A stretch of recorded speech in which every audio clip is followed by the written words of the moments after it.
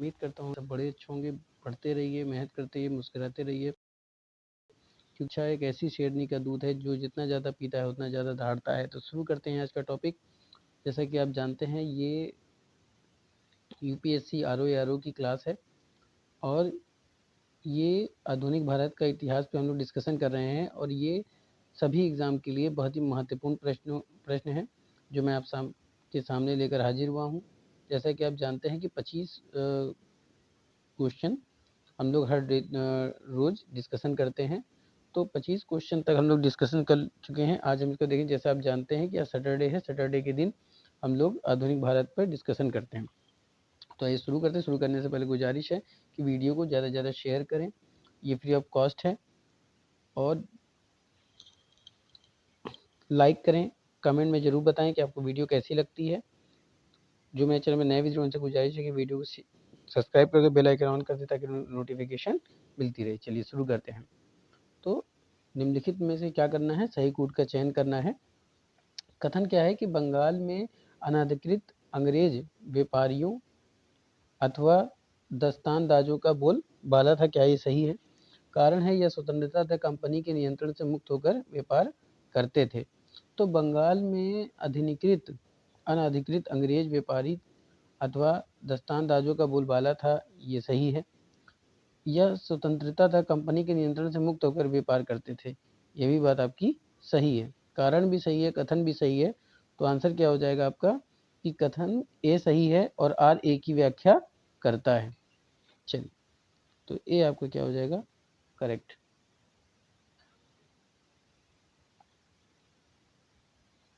प्लासी युद्ध के समय मुगल बादशाह कौन था? तो प्लासी युद्ध के समय मुगल बादशाह कौन था? बहादुर शाह प्रथम, आलमगीर द्वितीय, मीर जाफर या जहांदार शाह। तो प्लासी युद्ध के समय की बात करें तो मुगल बादशाह कौन था? ये आपका था आलमगीर द्वितीय। तो आलमगीर द्वितीय था। तो भी आपका क्या हो जाएगा, करेक्ट आंसर हो जाएगा। प्लासी का युद्ध कब हुआ था? तो प्लासी का युद्ध 23 जून 1757, 23 जून 1756, 23 जून 1775, 24 जून 1756। तो जो प्लासी का युद्ध हुआ था वो 23 जून 1700 कब हुआ था बताइए? प्लासी का जो युद्ध हुआ था वो 23 जून 1757 को हुआ था। तो आपका ए क्या हो जाएगा, आपका करेक्ट आंसर हो जाएगा। ब्लैक होल की घटना कब घटी थी? 20 जून 1756, 21 जून 1756, 22 जून 1756 या 23 जून 1756। तो ब्लैक होल की जो दुर्घटना घटी थी वो हुई थी 20 जून 1756 को। अगर हम ब्लैक होल की घटना की बात करें तो इसमें क्या 146 कैदियों को क्या कर दिया गया था, कैद कर दिया गया था। ठीक है, और जिस कैद किया गया था उस कमरे की लंबाई क्या थी? 18 फीट वो लंबाई थी, 14 फीट चौड़ाई थी और 10 इंच क्या थी, उसकी मोटाई थी। ठीक है, और 21 जून को प्रातः काल तक कमरे में केवल 21 व्यक्ति ही जीवित बचे थे। यानी उसको एकदम बंद कर दिया गया था, उसमें किसी प्रकार की कोई ऑक्सीजन नहीं आ रही थी। चलिए आगे चलते हैं।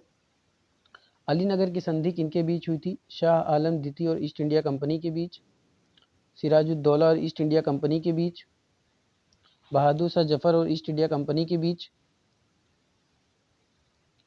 जहांदार शाह और ईस्ट इंडिया कंपनी के बीच। तो अलीनगर की जो संधि हुई थी वो किनके बीच हुई थी? तो ये हुई थी आपकी सिराजुद्दौला और ईस्ट इंडिया कंपनी के बीच। तो बी क्या हो जाएगा आपका, करेक्ट आंसर हो जाएगा। चलिए, अंग्रेजों द्वारा कलकत्ता में टकसाल कब स्थापित की गई थी? 18 अगस्त 1757, 19 अगस्त 1757, 20 अगस्त 1757 और 22 अगस्त 1757। तो अंग्रेजों द्वारा कलकत्ता में टकसाल स्थापित की गई थी, वो की गई थी 18 अगस्त 1757 को। तो ए आपका क्या हो जाएगा, ऑप्शन करेक्ट हो जाएगा।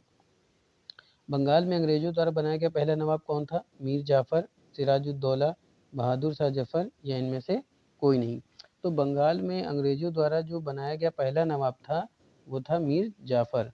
तो ए आपका क्या हो जाएगा, करेक्ट आंसर हो जाएगा।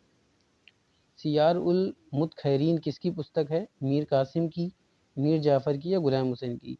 तो सियार उल मुतखैरीन जो है वो इतिहासकार गुलाम हुसैन की थी और इसने मीर कासिम के प्रशासन की व्याख्या की थी।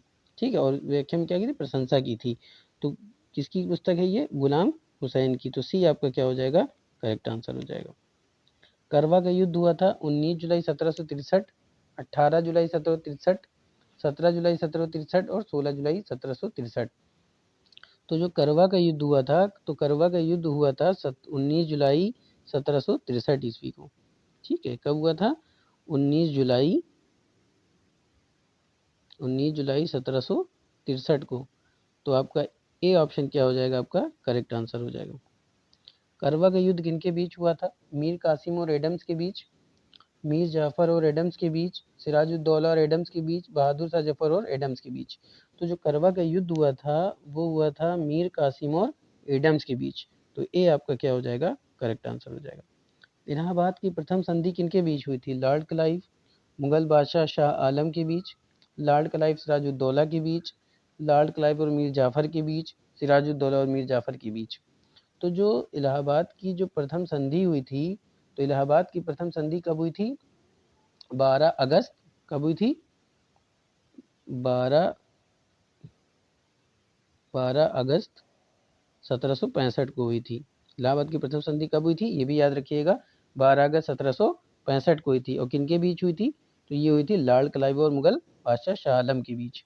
चलिए, बंगाल में दैत्य शासन का जनक किसको माना जाता है, तो बंगाल में दैत्य शासन का जो जनक माना जाता है लियो कार्टिस, लियो टाल्स्टाय, लॉर्ड कार्नवालिस, इनमें से कोई नहीं। तो बंगाल में द्वैत शासन का जो जनक माना जाता है वो माना जाता है लियो कार्टिस को। तो ये आपका क्या हो जाएगा, करेक्ट आंसर हो जाएगा। और इन्होंने द्वैत शासन की शुरुआत कब की थी वो भी जान लीजिए, याद रखिएगा, 1765 को। चलिए, सन 1765 में ईस्ट इंडिया कंपनी को बंगाल की दीवानी किसने प्रदान की थी, बंगाल के नवाब ने, मुगल सम्राट ने, इंग्लैंड के शासक ने और अफगान के राजा ने। तो 1765 में ईस्ट इंडिया कंपनी को बंगाल की जो दीवानी प्रदान की थी वो की थी मुगल सम्राट ने। किसने की थी, मुगल सम्राट ने। तो आपका बी क्या हो जाएगा, करेक्ट आंसर हो जाएगा।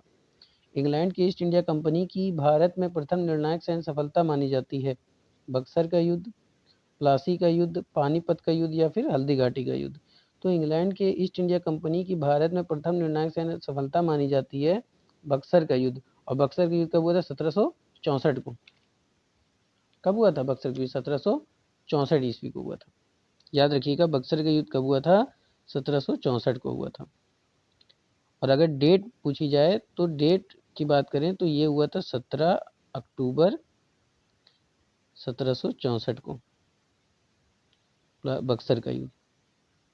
चलिए, सबसे अधिक निर्णायक युद्ध जिसने अंग्रेजों के भारत में प्रभुत्व को स्थापित किया था, बक्सर का युद्ध था, प्लासी का युद्ध था, वांडीवास का युद्ध था, पानीपत का तीसरा युद्ध था। तो सबसे अधिक निर्णायक युद्ध था जो अंग्रेजों के भारत प्रभुत्व स्थापित किया था, वो था आपका बक्सर का युद्ध। तो ये आपका क्या हो जाएगा, करेक्ट आंसर हो जाएगा। इलाहाबाद की संधि के बाद रॉबर्ट क्लाइव ने मुर्शिदाबाद का उपदीपन किसे बनाया था, दीपन किसे बनाया था, या आप इसको उप दीवान भी लिख सकते हैं। क्या था आपका, उप उप दीवान।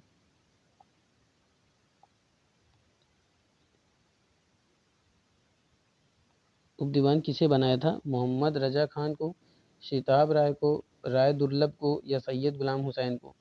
तो इलाहाबाद के संधि के बाद रॉबर्ट क्लाइव ने मुर्शिदाबाद को उपदीवान जो बनाया था वो बनाया था मोहम्मद रजा खां को। तो क्या हो जाएगा, ए आपका क्या हो जाएगा, करेक्ट आंसर हो जाएगा। भारतवर्ष में ब्रिटिश साम्राज्य का संस्थापक कौन था, Warren Hastings, Lord Amherst, Lord Robert Clive या लॉर्ड विलियम बैटिंग। तो भारतवर्ष में ब्रिटिश साम्राज्य के संस्थापक माना जाता है रॉबर्ट लॉर्ड क्लाइव को। तो आपका सी क्या हो जाएगा, करेक्ट आंसर हो जाएगा। निम्नलिखित में से किसने अपनी राजधानी मुर्शिदाबाद से मुंगेर स्थापित की थी, अलवर्दी खां, सिराजुद्दौला, मीर जाफर या मीर कासिम। तो जिसने अपनी राजधानी मुर्शिदाबाद से मुंगेर स्थापित की थी वो था मीर कासिम। तो आपका डी क्या हो जाएगा, आपका करेक्ट आंसर हो जाएगा। वर्ष 1765 में दीवानी प्रदान किए जाने के बाद ब्रिटिश सबसे पहले निम्नलिखित में से किस परवर्ती जनजाति के संपर्क में आए थे? गारो, खासी, कुकी या टिपरा? तो जो अंग्रेज संपर्क में आए थे वो जाति कौन सी थी? वो जाति थी खासी। तो बी आपकी क्या हो जाएगी? करेक्ट आंसर हो जाएगा। बंगाल में द्वैत शासन व्यवस्था को समाप्त किसने किया था? Warren Hastings, Lord Cornwallis, Lord Clive या थॉमस मुनरो? तो बंगाल में द्वैत शासन को समाप्त किया था, सन 1772 ईस्वी की बात है कि बंगाल में द्वैत शासन को समाप्त किया था 1772 ईस्वी में वारेन हेस्टिंग्स ने। ठीक है, बात समझ में आ रही है कि जो बंगाल में द्वैत शासन व्यवस्था को समाप्त किया गया था वो कब किया गया था? 1772 को किया गया था। किसने किया था? वारेन हेस्टिंग्स ने। स्थायी बंदोबस्त की शुरुआत कब की गई थी? 1793 में, 1795 में, 1796, 1798 में। तो स्थायी बंदोबस्त की शुरुआत हुई थी 1793 ईस्वी में। 1700 एक मिनट, ये हुई थी, कीजिएगा, ये हुई थी 1793 ईस्वी में। तो ये तो आपका करेक्ट आंसर हो जाएगा। लेकिन स्थायी बंदोबस्त की शुरुआत किसने की थी? तो ये की थी कॉर्नवालिस ने। कॉर्नवालिस ने, याद रखिएगा। चलिए, रैयतवाड़ी व्यवस्था की जन्मदाता किसको माना जाता है? थॉमस मुनरो, कैप्टन रीड को, वारेन हेस्टिंग्स को, लॉर्ड कॉर्नवालिस को, इनमें से कोई नहीं। तो रैयतवाड़ी व्यवस्था का जो जन्मदाता माना जाता है वो थॉमस मुनरो और कैप्टन रीड को माना जाता है। और जो ये रैयतवाड़ी व्यवस्था को जो लागू किया था वो किया गया था 1792 ईस्वी में। कब किया गया था? 1792 ईस्वी में किया गया था। रैयतवाड़ी व्यवस्था कहाँ लागू नहीं की गई थी? पूर्वी बंगाल में, असम में, मद्रास में, कलकत्ता में। तो रैयतवाड़ी व्यवस्था जो है वो लागू की गई थी पूर्वी बंगाल में, असम में, मद्रास में, और सबसे पहले की गई थी तमिलनाडु में। कहाँ की गई थी? तमिलनाडु में। तमिलनाडु में की गई थी, कलकत्ता में नहीं की गई थी। बात समझ में आ रही है? याद रखिएगा। तो ये था आज का शानदार सेशन। उम्मीद करता हूँ कि आपको पसंद आया होगा। फटाफट से लाइक कर दें, शेयर कर दें। ये वीडियो आपको कैसे लगती है कमेंट में ज़रूर बताएं। फिर मिलते हैं नए टॉपिक के साथ, तब तक के लिए जय हिंद।